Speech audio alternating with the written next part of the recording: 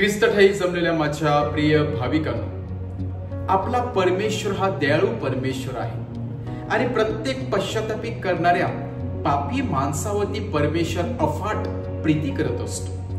आणि म्हणूनच जेव्हा मनुष्य आपला मार्ग बदलतो, पश्चाताप खऱ्या अंतःकरणाने पश्चाताप करतो, प्रभूकडे वळतो, तेव्हा स्वर्गामध्ये एक फार मोठा आनंद होत असतो, आनंदाचं वातावरण निर्माण होत असतं। आज परत एकदा प्रभू येशू ख्रिस्त उधळ्या पुत्राचा दृष्टांत सांगून जणू काही शास्त्री व पुरुष या लोकांच्या मनातील हृदयातील कपट दूर करत आहे व त्यांना सांगत आहे की निरोग्याला वैद्याची गरज नसते, तर रोग्याला वैद्याची गरज असते। आणि जर मी काही आलो आहे तर केवळ आणि केवळ पापी माणसाला शोधून काढण्यासाठी, त्यांना रोग्यापासून मुक्त करून निरोगी बनवण्यासाठी, चांगले आरोग्य देण्यासाठी। परंतु हा दाखला जेव्हा प्रभू येशू ख्रिस्ताने शास्त्री पुरुष व इतर लोकांना सांगितलं, तेव्हा दाखल्यामध्ये फार काही गूढ लपलेला आहे। आपण नेहमी त्या यंगर ब्रदरला म्हणजेच त्या उधळ्या पुत्राला दोष लावत असतो, ज्याने आपल्या वडिलांची प्रॉपर्टी विकली, मौज मजामध्ये दिवस घालवले आणि जेव्हा सर्व काही त्याच्यापासून हिरावून घेतलं जाते तेव्हा तो परत येतो। आणि मात्र आपण जो त्याचा मुलगा, मोठा मुलगा होता, जो नेहमी त्याच्याची विश्वासू राहिला, त्याला आपण उंच करत असतो। परंतु तसं नाहीये। उधळा पुत्राला आज खऱ्या रीतीने उंच केलेला आहे, कारण उधळ्या पुत्राने संपूर्ण प्रॉपर्टीची विल्हेवाट लावली। परंतु कुठेतरी त्याच्या मनामध्ये खंत निर्माण झाली, कुठेतरी त्याच्या मनामध्ये जाणीव झाली की आपण जो मार्ग निवडलेला आहे, आपण जी वाट घेतलेली आहे ती वाट चुकीची आहे। खरा आनंद आपल्या पित्याच्या घरामध्ये राहण्यामध्ये आहे, याची जेव्हा त्याला जाणीव होते तेव्हा तो खऱ्या अंतःकरणाने पश्चाताप करतो। आणि केवळ पश्चाताप करत नाही, तर आपली पावले त्या आपल्या पित्याच्या घराकडे वळवतो आणि तिथे गेल्यानंतर तो पित्यासमोर नतमस्तक होऊन आपलं हृदय ओतून टाकतो आणि पूर्ण अंतःकरणाने पश्चाताप करतो। परंतु जो मुलगा, मोठा मुलगा जो आपल्या वडिलांबरोबर होता, तो मात्र घरामध्ये येण्यासाठी नकार देतो।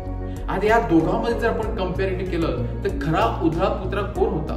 खरा पुत्र हा मोठा मुलगा होता, कारण मोठ्या मुलाने अजून देखील आपल्या मनामध्ये राग तसाच धरून ठेवलेला होता।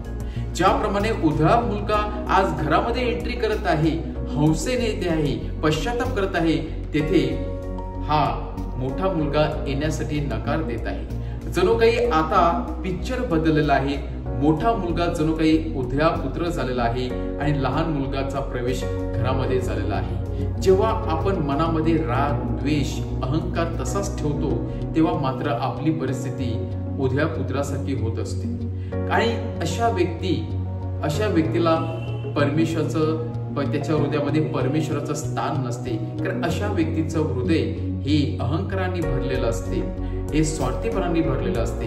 आणि तेच आजच्या शुभवर्तमानामध्ये आपण पाहत आहोत, जिथे मोठा मुलगा लहान मुलाचा स्वीकार करण्यासाठी तयार नसतो, परंतु पिता मात्र, वडील मात्र आपल्या लहान मुलाचं मोठ्या आनंदाने स्वागत करतो, त्याला आलिंगन देत असतो। आणि त्याच्यामुळे आजचे हे शुभवर्तमान आणि आजचा हा दाखला आपल्या सर्वांना सांगत आहे की पश्चाताप करणाऱ्या प्रत्येक व्यक्तीला स्वर्ग प्राप्ती होणार आहे। पश्चाताप करणाऱ्या प्रत्येक व्यक्तीला परमेश्वर आनंदाने आलिंगन देत असतो।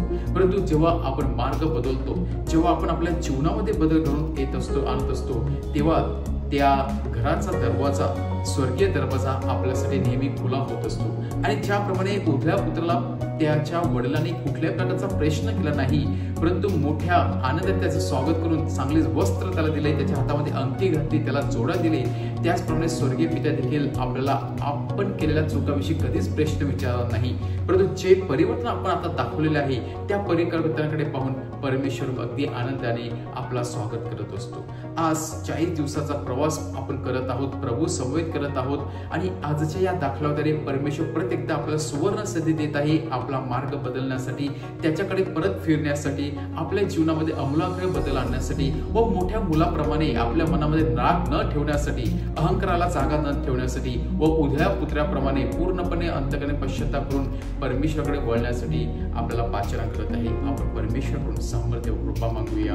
आमेन।